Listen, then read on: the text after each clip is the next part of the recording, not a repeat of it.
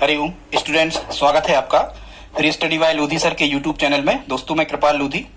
दोस्तों आज हम आपको लेकर के आए हैं साइंस का बहुत ही इम्पोर्टेंट टॉपिक, जिसमें हम आज आपको विज्ञान के मुख्यतः आंकिक प्रश्न जिनको न्यूमेरिकल्स कहते हैं इनको बताने वाले हैं।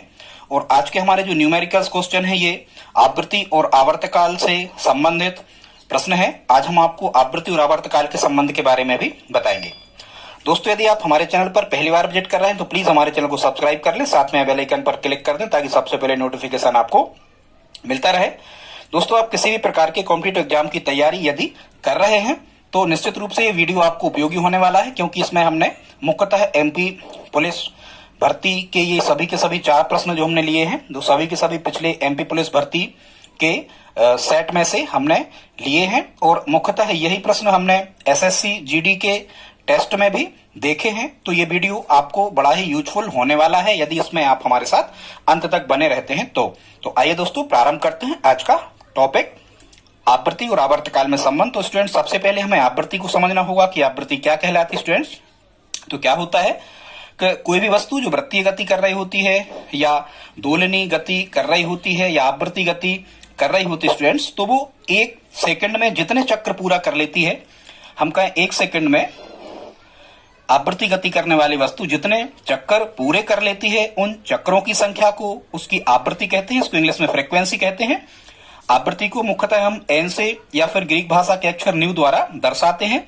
आवृत्ति जो है एक अदिश राशि है और इसका जो एसआई मात्रक होता है ये होता है चक्र प्रति सेकंड। इसका मतलब ये होता है कि आवृत्ति गति करने वाली वस्तु ने कितने चक्कर लगा लिए प्रति मतलब 1 सेकंड में। ठीक है स्टूडेंट्स, इसका एक एसआई मात्रक और होता है जिसे हम हर्ट्ज वैज्ञानिक के नाम पर हर्ट्ज कहते हैं और इसे मुख्यतः एचजेड द्वारा दर्शाया जाता है। तो चक्र प्रति सेकंड और हर्ट्ज ये दोनों ही आवृत्ति के मात्रक होते हैं स्टूडेंट्स।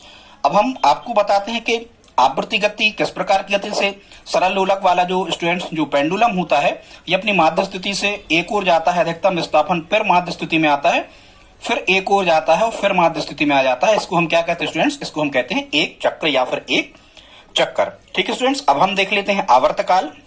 तो स्टूडेंट्स आवर्तकाल इसको हम मुख्यतः टाइम भी कहते हैं। ये समय ही है, चूंकि लास्ट में काल लिखा है मतलब ये टाइम ही हुआ। तो आवर्तकाल को मुख्यतः हम दर्शाते हैं टाइम के लिए टी से शो इसे किया जाता है, टी से दर्शाया जाता है। आवर्तकाल क्या कहलाता है कि कोई भी आवृत्ति या दोलनी गति करने वाली जो वस्तु होती है ये एक चक्कर पूरा करने में जितना समय लगाती है, जरा आप ध्यान से सुनना, ये एक चक्र पूरा करने में जितना समय लगाती है, एक चक्र पूरा करने में जितना समय ये लगाती है उसे ही हम क्या कहते हैं? आवर्तकाल कहते हैं। इसे किसके द्वारा दर्शाया जाता है? टी के द्वारा दर्शाया जाता है स्टूडेंट्स। और ये चूंकि टाइम है इसलिए इसका एसआई मात्रक क्या होता है? आवर्तकाल का एसआई मात्रक क्या होता है स्टूडेंट? सेकंड होता है। ठीक है, आई होप आप समझ गए होंगे। अब स्टूडेंट्स यदि हम इनमें संबंध को देखें तो इनमें संबंध फाइंड किया जा सकता है, लेकिन हम डायरेक्ट आपको सूत्र के माध्यम से बता दे रहे हैं कि इनमें मुख्य संबंध क्या होता है। तो यहां आपको एक चीज याद रखना है, या तो कई बार एग्जामिनर इस फॉर्मेट में पूछ लेता है, जो आवर्तकाल होता है ये होता है 1/आवृत्ति के बराबर। मतलब आवर्तकाल का जो फार्मूला होता है ये होता है 1/आवृत्ति। और यहां से हम त्रिक गुणा करें स्टूडेंट्स और यदि हम आवृत्ति की वैल्यू फाइंड करें तो जो आवृत्ति होती है आवृत्ति बराबर होता है 1/आवर्तकाल। ये इनमें संबंध होता है, मतलब एक दूसरे के रेसिप्रोकल या व्युत्क्रम उल्टे होते हैं। आवर्तकाल बराबर 1/आवृत्ति और आवृत्ति बराबर 1/आवर्तकाल। मतलब आवृत्ति अधिक होती है तो आवर्तकाल का मान घटता है, आवर्तकाल का मान यदि घटता है तो आवृत्ति का मान बढ़ता है। ये इनमें उल्टा संबंध होता है। या हम कहें टी बराबर कितना होता है? 1/n, या हम कहें यदि हम n का मान निकालें तो कितना होता है? 1/t। जनरली इन्हीं फार्मूला का उपयोग हम आगे के प्रश्नों में करने वाले हैं। तो आई होप आप ये समझ गए होंगे कि आवृत्ति और आवर्तकाल में क्या संबंध होता है। कई बार एग्जामिनर इसे इस फॉर्मेट में ही पूछता है कि आवर्तकाल अनुक्रमानुपाती या समानुपाती 1/आवृत्ति, या इस प्रकार से पूछता है कि आवृत्ति अनुक्रमानुपाती 1/आवर्तकाल। तो ये सभी फार्मूला हमने आपको बता दिए, जो भी ऑप्शन में आए आप लगा सकते हैं। ठीक है स्टूडेंट्स, अब हम देखते हैं जो हमने आज 4 क्वेश्चंस को लिया है। ये एमपी पुलिस 2017 में पूछा गया साइंस का क्वेश्चन है और ऐसे अधिकांशतः सेटों में इस प्रकार के प्रश्न पूछे गए थे। क्वेश्चन क्या है, किसी पंखे पर या मोटर पर या रोटेट करने वाली मतलब घूमने वाली किसी भी वस्तु पर यह प्रश्न आजमाया जा सकता है। अब वो प्रश्न कैसा है कि किसी पंखे पर 1200 1200 आरपीएम लिखा है, उसकी आवृत्ति क्या है स्टूडेंट्स। तो इसको सबसे पहले तो हम क्या अज्यूम करेंगे कि 1200 आरपीएम का मतलब क्या होता है, तो इसको आप समझ लें स्टूडेंट्स। 1200 आरपीएम का मतलब होता है कि किसी पंखे पर 1200 राउंड पर मिनट लिखा है। कहने का मतलब यह है कि कोई भी फैन है जो चलने वाला वो 1200 चक्कर लगा लेता है पर मिनट, मतलब पर का मतलब होता है एक मिनट में कोई पंखा 1200 चक्कर लगा लेता है, तो उसकी आवृत्ति क्या होती है। और अब आपको आवृत्ति स्टूडेंट्स फाइंड करना है, मतलब हम कहें न्यू या एन का मान हमें फाइंड यहां पर करना है। और 1200 आरपीएम लिखा है, कहने का मतलब ये क्या लिखा है स्टूडेंट्स, ये ए लिखा है कि एक मिनट में ये कितने चक्कर लगा लेती है, 1200 चक्कर लगा लेती है। समझ रहे होंगे आप, एक मिनट में 1200 चक्कर लगा लेता है वो पंखा।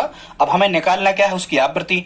और हमने आपको शुरू में बताया था कि आवृत्ति क्या कहलाती है, तो आवृत्ति कहलाती है कि कोई भी दोलनीय आवृत्ति गति करने वाली वस्तु एक सेकंड में जितने चक्कर लगाती है वो उसकी आवृत्ति कहलाती है। और यही हमें फाइंड करना है कि आवृत्ति क्या है। आवृत्ति का मतलब यह है कि हमें यह फाइंड करना है कि एक सेकंड में वो कितने चक्कर लगा लेती है। ठीक है स्टूडेंट्स, ये हमें फाइंड करना है। तो इसको इस प्रकार के प्रश्नों को स्टूडेंट्स करने के लिए हम यूनिटरी मेथड का उपयोग करते हैं। बड़ी अच्छी विधि है, इसको यूनिटरी मेथड कहते हैं। हिंदी में ये एक नियम है, जो समानुपाती वाले क्वेश्चन है वो सभी के सभी यूनिटरी मेथड से आसानी से हल किए जा सकते हैं। तो इसको आप कैसा करोगे यूनिटरी मेथड से, आइए देखते हैं। वो ये कह रहे हैं स्टूडेंट्स कि एक मिनट में, अब एक मिनट में कितने सेकंड होते हैं, 60 सेकंड। चूंकि दूसरी यूनिट हमें सेकंड में फाइंड करना है, इसलिए इसको हमें सेकंड में बदलना पड़ेगा। कह रहे हैं स्टूडेंट्स कि 60 सेकंड में वो कितने चक्कर लगा लेती है, 1200। तो ऐसा हमें लिख लेना है कि 60 सेकंड में कितने चक्कर लगा लेती है, 1200। समीकरण एक इसे हमें दे देना। और हमें स्टूडेंट फाइंड क्या करना है, हमें फाइंड करना है एक सेकंड में। ठीक है, उसकी आवृत्ति मतलब वही कहलाता है कि एक सेकंड में कितने चक्कर लगाती है, हमें समझ जाना है। तो हमें ये पता करना है कि एक सेकंड में कितने चक्कर लगाएगी, तो हम कहेंगे x। बस यूनिटरी मेथड में ऐसे ही जमाते हैं, सेकंड के नीचे सेकंड और चक्करों के नीचे चक्कर। यहां 60 सेकंड में 1200 चक्कर लगाती है, तो एक सेकंड में x चक्कर लगाएगी। और स्टूडेंट्स यूनिटरी मेथड में हमेशा है क्रॉस मल्टीप्लीकेशन किया जाता है, मतलब तिर्यक गुणा हमें कर देना है। अज्ञात राशि का पहले करते हैं, 60 का जब हम x में यहां पर तिर्यक गुणा कर रहे होंगे स्टूडेंट्स, तो यहां पर आ रहा होगा कितना, 60x बराबर हमें कितना मिलेगा, 1200 का एक में करेंगे तिर्यक गुणा, तो 60x बराबर कितना मिलेगा, 1200 मिलेगा। जब हम यहां से x की वैल्यू फाइंड कर रहे होंगे, जब हम यहां से x की वैल्यू फाइंड कर रहे होंगे तो कितना आ रहा होगा, 1200 बटे 60। शून्य से शून्य कैंसिल आउट, 6 दूनी 12, और कितना निकल के आया x का मान स्टूडेंट्स 20 निकल के आया। x बराबर कितना निकल के आया, 20। और x हमने कहा माना था, ये चक्करों के नीचे, मतलब ये हमने निकाल दिया कि एक सेकंड में कितने चक्कर लगाती है, 20 चक्कर लगाती है। और हमने आपको शुरू में बताया था आवृत्ति की परिभाषा में कि आवृत्ति कहलाती क्या है, तो एक सेकंड में लगने वाले चक्करों की संख्या को ही उसकी हम आवृत्ति कहते हैं। मतलब या तो आपको ऑप्शन में लिखा होगा 20 चक्र प्रति सेकंड, तो आप इसे भी सही माने। और 20 चक्र प्रति सेकंड को ही स्टूडेंट्स हम क्या कहते हैं, चक्र प्रति सेकंड को ही क्या कहते हैं, हम हर्ट्ज। तो इसका आंसर या तो आ रहा होगा 20 चक्र प्रति सेकंड, या फिर इसी का आंसर आ रहा होगा 20 हर्ट्ज, या लिखा होगा 20 HZ। यही इस क्वेश्चन का आंसर होगा। कहने का मतलब यदि कोई पंखा एक मिनट में 1200 चक्कर लगा लेता है, तो हम कहेंगे कि एक सेकंड में 20 चक्कर वो लगा रहा होगा। ठीक है स्टूडेंट्स, आई होप आप समझ गए होंगे। अगला क्वेश्चन देखते हैं। सेकंड क्वेश्चन हमने लिया है, इसमें स्टूडेंट्स क्या कह रहे हैं, एक सरल लोलक है, जो पेंडुलम वाली घड़ियां होती हैं उसमें जो चम्मच जैसी आकृति है उसको हम लोलक कहते हैं। एक सरल लोलक है या एक लोलक 8 सेकंड में 60 बार दोलन करता है, मतलब इस प्रकार से वो 60 बार ऐसा हो जाता है। एक 8 सेकंड में 60 बार दोलन करता है, तो की समय अवधि क्या है स्टूडेंट्स। कई बार जब आप इंग्लिश में एम्पलीट्यूड ही यहाँ पर आवर्तकाल ही यहाँ पर लिखा रहा होगा, यहाँ लिखा है समय अवधि। उस समय अवधि का मतलब आप समझ जाए यदि, तो समय अवधि का मतलब उनने आवर्तकाल ही हमसे क्या किया है, आवर्तकाल ही हमसे पूछा है। और सिंपल सा हमें फार्मूला लगा देना है कि 8 सेकंड में 60 बार क्या करता है, 8 सेकंड में 60 बार दोलन करता है, तो हमें क्या निकालना है, समय अवधि। और स्टूडेंट्स जैसा कि अभी हमने आवृत्ति में आपको बताया था कि एक सेकंड में जितने चक्कर लगा लेती है कोई वस्तु, वो उसकी आवृत्ति कहलाती है। और समय अवधि क्या कहलाती है स्टूडेंट, समय अवधि का मतलब होता है आवर्तकाल का, कि एक चक्कर पूरा करने में कितना समय लगता है, वो आवर्तकाल कहलाता है, एक चक्कर पूरा करने में। तो समय अवधि मतलब वही हमें निकालना है कि एक चक्र पूरा करने में उसे कितना समय लगता है, और ये समय काय में निकलता है, SI मात्रक सेकंड में। आई होप आप समझ रहे होंगे। तो ऐसे प्रश्नों को भी हम यूनिटरी मेथड से बड़ी आसानी से कर सकते हैं। क्या कह रहे थे वो स्टूडेंट्स, उनने कहा है कि 8 सेकंड में कितने बार दोलन करता है, 60 बार। 8 सेकंड में 60 बार दोलन करता है। तो हमें ये निकालना है कि एक बार दोलन करने में कितना समय। तो यहां हम बार के नीचे बार लिखेंगे और कितना समय लगेगा, तो समय के नीचे हम लिख देते हैं x। इस यूनिटरी मेथड में यही ध्यान रखना होता है, समय के नीचे समय और दूसरी राशि के नीचे दूसरी राशि। यहाँ हमेशा क्या होता है, त्रिक गुणा। तो 60 का जब हम x में त्रिक गुणा कर रहे होंगे तो यहाँ आ रहा होगा कितना स्टूडेंट, 60x बराबर 8 एकम 8। जब हम यहाँ से x की वैल्यू फाइंड कर रहे होंगे तो ये आ रहा होगा 8/60। 4 से हम कैंसिल आउट करेंगे तो 4 दूनी 8 और 4 15 60। ठीक है स्टूडेंट, यहाँ जब हमें मिलेगा कितना, 2/15। और जब हम यहाँ 2 में भाग दे रहे होंगे 15 से, तो आप भाग दे सकते हो। भागने का भागना 0., यहाँ 0 आएगा, फिर यहाँ 1 आएगा, 15 एकम 15 कितने बचे 5, फिर एक 0 आएगा, 15×3 45 कितने बचे, फिर 5। हालांकि हमारा आंसर आ गया, दशमलव के 2 अंक तक ही लगभग लिखा रहता है। तो ये 0.1 सेकंड, ये इसका क्या आएगा, आंसर आएगा 0.13 सेकंड। यही क्या होगा, इसका आंसर होगा। ये मतलब उसकी समय अवधि क्या है, इसका मतलब ये है कि आवर्तकाल पूछा है, वो ये कह रहा है कि एक चक्कर लगाने में दोलन को कितना समय लगता है, तो 0.13 सेकंड लगता है। स्टूडेंट्स, कभी कभी एग्जामिनर पूछ लेता है कि जो पेंडुलम वाली घड़ियां होती हैं वो, चलो बाद में बताएंगे, प्रश्न आता है पेंडुलम वाली घड़ियां जो हैं वो गर्मी के दिनों में सुस्त चलने लगती हैं, ठंडों में तेज क्यों चलने लगती हैं। कभी कभी पूछते हैं कि सेकंड लोलक का आवर्तकाल कितना होता है, तो याद रखना सेकंड लोलक का आवर्तकाल जो है वो 1 सेकंड ही होता है। अगला अब हमने तीसरा क्वेश्चन आज का लिया है, ये भी उसी का अपोजिट है। इसमें क्या कह रहे हैं स्टूडेंट्स, इसमें कह रहे हैं तीसरा क्वेश्चन में कि किसी तरंग की आवृत्ति 100 हर्ट्ज है। मतलब हमें n की वैल्यू दे दी है, n का मान कितना दे दिया है स्टूडेंट्स, n का मान उनने हमें कितना दे दिया है, 100 Hz, मतलब 100 हर्ट्ज। ये आवृत्ति कहलाती है। ठीक है, n की वैल्यू उनने कितने दे दी है, हमें 100 हर्ट्ज दे दी है। और क्या कह रहे हैं, आवर्तकाल मतलब t का मान हमसे उनने पूछा है। तो जैसा कि आपको पता है, एक संबंध और हम आपको नहीं बता पाए, जरा ध्यान से सुनना। आवृत्ति और आवर्तकाल का जो गुणनफल होता है वो 1 होता है। आप त्रिक गुणा करके देखना सूत्र में, अभी हम बता रहे, देखो कैसे। उनने हमसे क्या फाइंड करने को कहा है, आवर्तकाल। स्टूडेंट्स, जब हम आवर्तकाल का यहाँ फार्मूला लगाएंगे तो आवर्तकाल का सूत्र क्या होता है, आवर्तकाल बराबर होता है स्टूडेंट्स 1/आवृत्ति। ये आवर्तकाल का सूत्र है। अब जब हम आवर्तकाल की वैल्यू फाइंड कर रहे होंगे तो 1/ और आवृत्ति कितनी दी है, 100 दी है। जब हम यहाँ 1 में इस प्रकार से 1 में स्टूडेंट्स, जब हम यहाँ 100 से भाग कर रहे होंगे तो ये आ रहा होगा, पहले भागने जाएगा, भागना 0.01। जितने जीरो रहते हैं उतने स्थान हमें यहाँ पर बनाना होते हैं, लास्ट से लिखना चालू कर दे तो 0.01।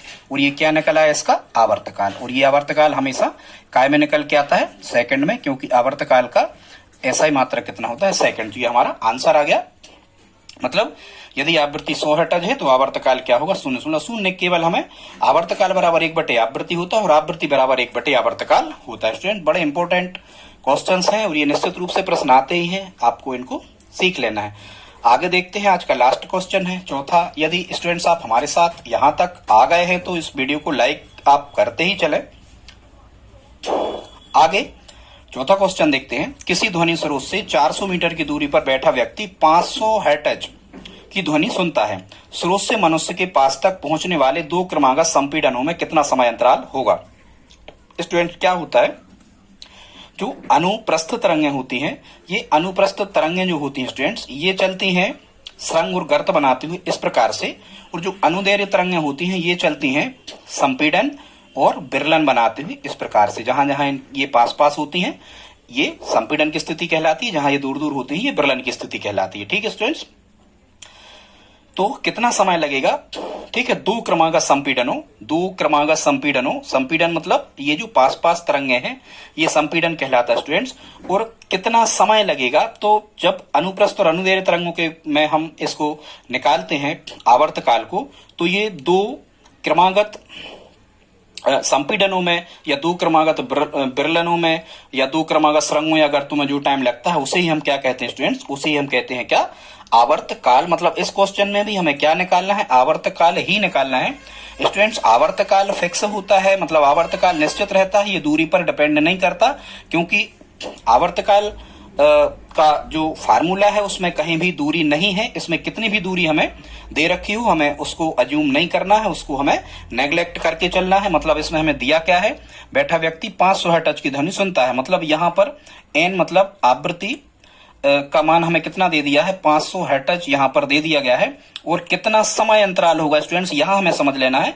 समय अंतराल का मतलब ये है कि वो आवर्तकाल का मान ही आपसे पूछ रहे हैं स्टूडेंट, तो आवर्तकाल का मान हमें यहाँ पर निकालना है, मतलब टी का मान हमें निकालना है। तो फार्मूला हमारे पास क्या है, आवर्तकाल बराबर कितना होता है, 1/आवृत्ति। यहीं से तो तिरक गुणा करते हैं तो ये संबंध निकल के आता है। ये देखो आप कर दो, आवर्तकाल बराबर 1/आवृत्ति, तो टी बराबर 1 यहाँ पर हम कितना लिख रहे होंगे, यहाँ हम लिख रहे होंगे स्टूडेंट्स 1/500। अब हम जब रफ पे हल कर रहे होंगे, 500 से 1 में यदि हम भाग करें तो 500 का 1 में भागनास्ति शून्य, यहाँ दशमलव लगा के यहाँ शून्य बढ़ाते हैं, 10 में भागने का भागनास्ति शून्य, फिर एक शून्य बढ़ाते हैं, 100 में भागने का भागनास्ति शून्य, फिर एक शून्य बढ़ाते हैं। तो 500 दूनी यहाँ पर कितने हो जाते हैं, ये 1000 हो जाते हैं। मतलब हमारा टी का मान कितना आया, 0.002, और ये काय में आता है स्टूडेंट्स, ये आता है सेकंड में। ये हमारा आंसर होगा स्टूडेंट्स। इसमें आवृत्ति और आवर्तकाल में लगभग इतने ही क्वेश्चंस एग्जाम में पूछे जाते हैं। सभी प्रश्नों को हमने 4 टाइप के प्रश्न पूछे जाते हैं। सभी 4 टाइप के प्रश्नों को पूरा किया स्टूडेंट्स। आज का वीडियो यदि आपको पसंद आया हो तो आप इसे लाइक कर दें, और हमारी प्ले लिस्ट में जाकर के अन्य वीडियोस को भी आप मैथ्स, रीजनिंग, साइंस, हिंदी आदि के शिक्षक भर्ती परीक्षा के भी आप देख सकते हैं। दोस्तों यदि आप हमारी हेल्प करना चाहते हैं तो प्लीज इस वीडियो को अपने दोस्तों के साथ में स्टडी ग्रुप में शेयर जरूर करें। मिलते हैं अगली वीडियो में, तब तक के लिए जय हिंद जय भारत।